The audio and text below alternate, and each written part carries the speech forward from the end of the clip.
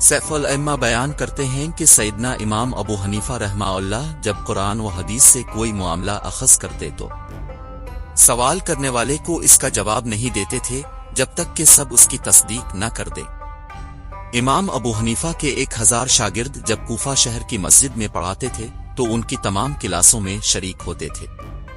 جب وہ کسی معاملے کا جواب پاتے تو اپنے طلبہ کو مشورہ دیتے کہ وہ مل کر اس کا مطالعہ کریں، اور جب وہ اس بات پر متفق ہو جائیں کہ قرآن و حدیث اور صحابہ کرام کے الفاظ کے مطابق ہوں، رضوان علیہم جماعن خوش ہو کر کہتے الحمدللہ ولیل اکبر، اور تمام حاضرین اس کے الفاظ کو دہراتے تھے۔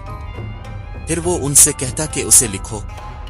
آج روئے زمین پر آدھے سے زیادہ مسلمان اپنی عبادات حنفیہ کے مطابق کرتے ہیں۔